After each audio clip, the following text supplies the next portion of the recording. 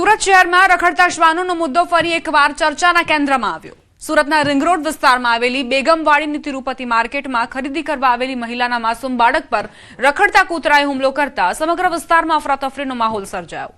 ઘટના બાદ સ્થાનિક વેપારીઓ, ગ્રાહકો અને લોકોમાં ભારે રોષ જોવા મળ્યો। બેગમવાડી વિસ્તારમાં આવેલી તિરુપતિ માર્કેટમાં રોજબરોજ મોટી સંખ્યામાં વેપારીઓ, ખરીદદારો અને પરિવારોની અવરજવર રહેતી હોય છે। ઘટના સમયે એક મહિલા પોતાના બાળક સાથે ખરીદી માટે માર્કેટમાં પહોંચી હતી। દરમિયાન પાર્કિંગ વિસ્તારમાં અચાનક ફરતા એક રખડતા શ્વાને બાળક પર હુમલો કરી દીધો હતો। આ ઘટનાએ ફરી એકવાર શહેરમાં વધી રહેલા રખડતા શ્વાનોના પ્રશ્નને લઈને અનેક સવાલ ઉઠાવ્યા છે। શ્વાન કરડવાની બાબતમાં કે રખડતા શ્વાન બાબતની ઓનલાઈન ફરિયાદમાં પણ 24 કલાક ને 48 કલાક તો દૂર 5-5 દિવસ સુધી એનું કોઈ નિરાકરણ થતું નથી કે જેનું કાયમી સોલ્યુશન આવવું જોઈએ થતું નથી। એ શાસકોની અને વહીવટી તંત્રની નિષ્ફળતા પુરવાર કરે છે। વાવથરાદના દિયોદર તાલુકા પંચાયતમાં હોદ્દેદારોની ચૂંટણીને લઈ ગરમાવો યથાવત। પ્રમુખ ઉપપ્રમુખ વરણી મામલે કોંગ્રેસ નેતાઓએ ધરણા કરતા મામલો બિચક્યો હતો। સાંસદ ગેનીબેન ઠાકોર અને શિવા ભુરિયા સહિતના આગેવાનો ધરણામાં જોડાયા હતા। આજે ચૂંટણીની માંગ સાથે સદસ્યો સભાખંડમાં એકઠા થયા હતા। આજે જ પ્રમુખ ઉપપ્રમુખની ચૂંટણી કરાવવા કોંગ્રેસ આગેવાનો મક્કમ બન્યા। રોષે ભરાયેલા સમર્થકોએ સરકારી વાહનોના ટાયરોની હવા કાઢી નાખી હતી। તંગદિલી વચ્ચે હાલ 4 પોલીસ સ્ટેશનના કર્મીઓને તૈનાત કરવાની ફરજ પડી।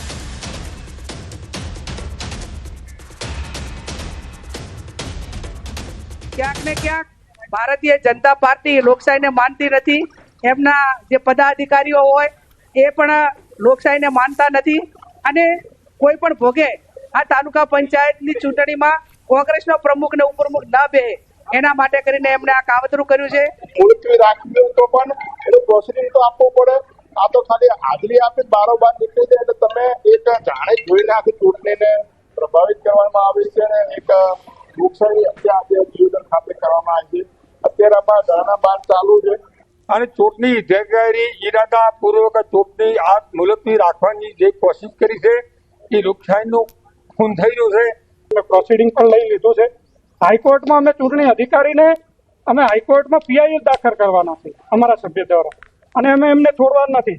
અમે અધિકારીઓને વિનંતી કરીએ છીએ કે અમારો તમારી સાથે કોઈ દુશ્મનાવટ નથી, તમે ખોટા હાથા ના બનો। ખૂબ પ્રેશર આવતું કે તમે પાર્ટીમાં આવો, તમને આપશું પણ અમારા જે 12 મેમ્બર છે ને એક બંધ હતા, ક્યારે કોઈને રિપ્લાય પણ નથી આપ્યો।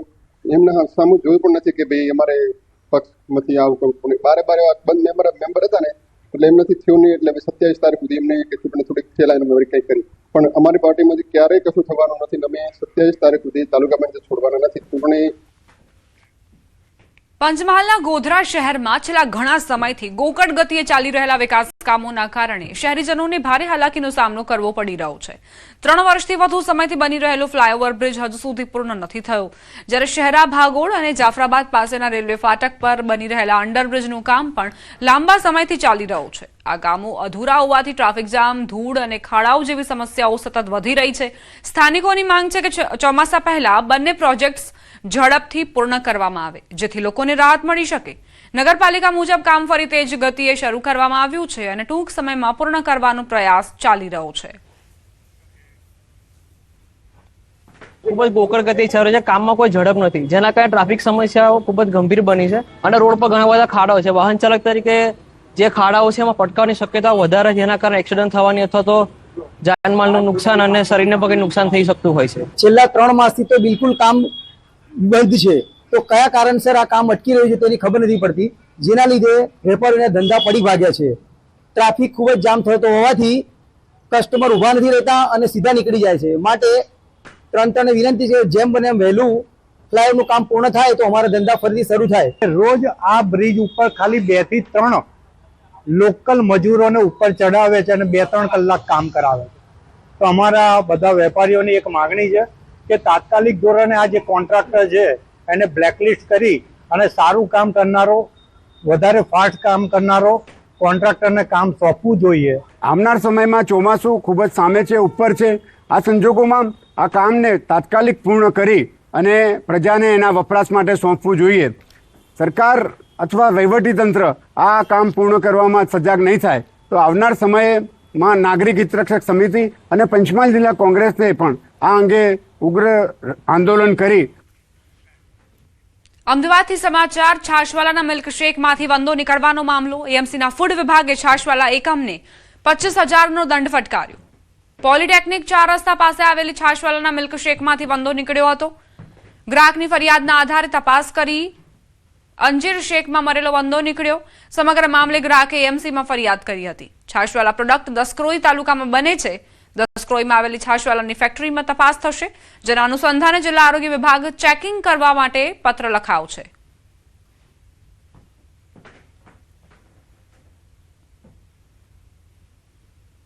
આ ફરિયાદના અનુસંધાને કોર્પોરેશનના આરોગ્ય વિભાગ દ્વારા જે તે દુકાનદારને 25,000 રૂપિયા પેનલ્ટી કરવામાં આવેલી છે અને આ પ્રોડક્ટનું મેન્યુફેક્ચરિંગ જ્યાં થઈ રહ્યું છે એટલે કે દસક્રોઈ તાલુકામાં થઈ રહ્યું છે, તો અમદાવાદ જિલ્લાના ડેઝિગ્નેટેડ ઓફિસર કે જેઓના કાર્યક્ષેત્રમાં આ મેન્યુફેક્ચરિંગ યુનિટ આવે છે, તો તેમાં વિગતવાર તપાસ કરવા માટે તેમને જાણ કરવામાં આવેલી છે અને વધુમાં આ દુકાન પરથી પણ સર્વેલન્સ સેમ્પલની કલેક્શન પણ કરવામાં આવેલ છે.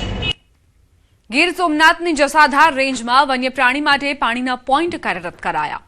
ઉનાળાની કાળઝાળ ગરમીમાં વન્યપ્રાણીઓને પાણી મળી રહે તે માટે ગીર પૂર્વ વન વિભાગે પગલાં લીધા.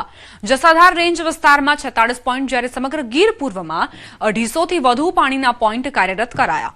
દરેક પોઈન્ટ પર વન વિભાગ મોનિટરિંગ કરી રહ્યું છે. મોટાભાગના પોઈન્ટ સૌર ઉર્જા અને પવન ચક્કીથી ચાલી રહ્યા છે. વનમાં વસતા દરેક જીવને સરળતાથી પાણી મળી રહે તે માટે વન વિભાગે સુંદર વ્યવસ્થા કરી છે. ગીરપુર વન વિભાગ દ્વારા ઘણા બધા પાણીના પોઈન્ટ મેન્ટેન પણ કરવામાં આવી રહ્યા છે, નવા પોઈન્ટ ઊભા પણ કરવામાં આવી રહ્યા છે. ગીરપુર વન વિભાગમાં 250ના આજુબાજુ પાણીના પોઈન્ટ અત્યારે ચાલુ છે. આમાં મોટે ભાગે આપણી જો નવીન ઉર્જા છે, આપણી સૌર ઉર્જા છે, સોલર પાવર જેમને કહેવાય, સોલર આધારિત પાણીના પોઈન્ટો છે. એમને હારે હારે આપણે પવનચક્કી દ્વારા સંચાલિત પોઈન્ટો પણ છે અને અમુક વિસ્તારો જો દુર્ગમ છે, અહીંયા ટેન્કર દ્વારા પાણી પણ ભરવામાં આવી રહ્યું છે. અમદાવાદ જિલ્લા પંચાયતોમાં સમાવિષ્ટ તાલુકા પંચાયતોની નવી વરણી પૂર્ણ થઈ છે. બાવળા તાલુકાને છોડીને 8 તાલુકા પંચાયતોમાં પ્રમુખ, ઉપપ્રમુખ, કારોબારી ચેરમેન, પક્ષના નેતા અને દંડકની નિમણૂક પ્રક્રિયા પૂર્ણ કરવામાં આવી. સાણંદ, ધોળકા, દસક્રોઈ, ધંધુકા, ધોલેરા, વિરમગામ, દેત્રોજ અને માંડલ તાલુકામાં નવા હોદ્દેદારોને જવાબદારીઓ સોંપાઈ. બાવળા તાલુકાની એક બેઠકમાં પેટા ચૂંટણી બાકી હોવાથી ત્યાં જાહેરાત હાલ મુલતવી રાખવામાં આવી છે. સાણંદ તાલુકા પંચાયત પ્રમુખ તરીકે મુક્તાબેન વાઘેલા અને ઉપપ્રમુખ તરીકે હેમરાજભાઈ ગોહિલની વરણી કરાઈ. તો ધોળકા તાલુકા પંચાયતમાં દશરથભાઈ મકવાણાને પ્રમુખ તરીકે અને રેણુકાબેન મસાણીને ઉપપ્રમુખ તરીકે જવાબદારી સોંપાઈ. દસક્રોઈ તાલુકા પ્રમુખ તરીકે સુનીતાબેન પટેલ, ઉપપ્રમુખ તરીકે મીનાબેન બારૈયાને પસંદ કરાયા. નવી વરણી બાદ તાલુકા પંચાયતોમાં રાજકીય ગતિવિધિઓ તેજ બની છે. દેશભરમાં સર્જાયેલી ડીઝલની સમસ્યાનો પ્રભાવ હવે ગીર સોમનાથના તાલાલા એપીએમસી યાર્ડમાં જોવા મળી રહ્યો છે. યાર્ડમાં કેસર કેરીનો જથ્થો સતત વધી રહ્યો છે, પરંતુ ટ્રાન્સપોર્ટ વાહનોને પૂરતું ડીઝલ ન મળતા વેપારીઓ ખરીદી માટે આવવાનું ટાળી રહ્યા છે. પરિણામે કેરીના બોક્સનો ભરાવો વધ્યો છે અને ખેડૂતો ચિંતામાં મુકાયા છે.